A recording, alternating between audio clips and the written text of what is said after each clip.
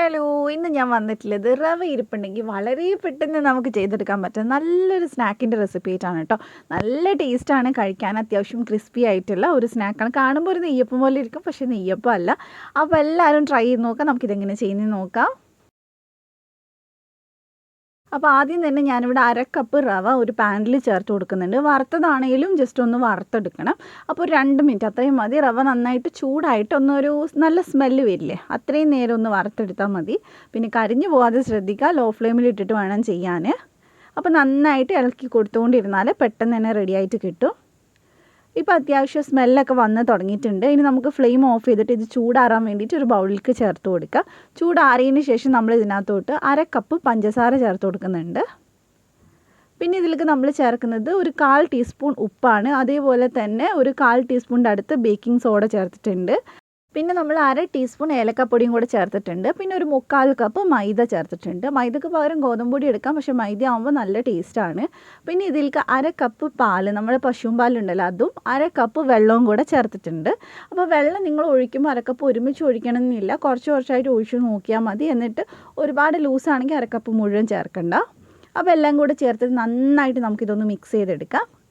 നല്ലപോലെ ആ ഒരു കട്ടയൊന്നും ഇല്ലാതെ നമുക്ക് മിക്സായിട്ട് കിട്ടണം. അപ്പോൾ അത് ഏകദേശം നന്നായിട്ട് മിക്സ് ആയിട്ടുണ്ട്. ഇനി നമുക്കിതൊരു 20 മിനിറ്റെങ്കിലും കുറഞ്ഞതൊന്ന് റെസ്റ്റ് ചെയ്യാൻ വെക്കണം.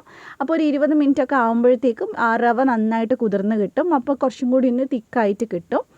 അപ്പോൾ ഏകദേശം ഇതേ 20 മിനിറ്റ് ആയിട്ടുണ്ട്. നമ്മുടെ മാവ് ഇവിടെ റെഡി ആയിട്ടുണ്ട്. ഈ ഒരു പാകത്തിനാണ് വേണ്ടത്. ഒരുപാട് ലൂസ് ആവാൻ പാടില്ല, ഒത്തിരി അങ്ങോട്ട് ടൈറ്റ് ആവാൻ പാടില്ല.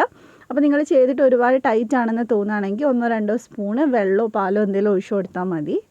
അപ്പോൾ ഇനി നമുക്കിതൊന്ന് ഫ്രൈ ചെയ്തെടുക്കാം. അപ്പോൾ ഫ്രൈ ചെയ്യാനായിട്ട് ഞാനിവിടെ വെളിച്ചെണ്ണയാണ് കേട്ടോ എടുത്തിട്ടുള്ളത്. വെളിച്ചെണ്ണയിലാകുമ്പോൾ നല്ല ടേസ്റ്റാണ്. അപ്പോൾ അത് നന്നായിട്ട് ചൂടാകുമ്പോൾ നമുക്കിതിലേക്ക് ഒരു തവി മാവ് ഒഴിക്കാം. പിന്നെ ഈ ഉണ്ടാക്കുന്ന ഇതിൻ്റെ ഷേപ്പ് എന്ന് പറയുന്നത് നമ്മുടെ എണ്ണയുടെ ചൂടിനനുസരിച്ചിരിക്കും കേട്ടോ.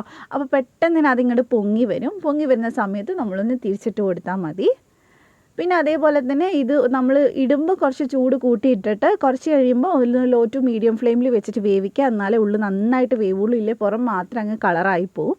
ഇപ്പോൾ ഇത് 2 സൈഡും ഇവിടെ റെഡി ആയിട്ടുണ്ട്. നല്ല ക്രിസ്പി ആയിട്ടാണ് പുറം ഭാഗം ഉണ്ടാവുക, ഉള്ളിൽ നല്ല സോഫ്റ്റുമാണ്.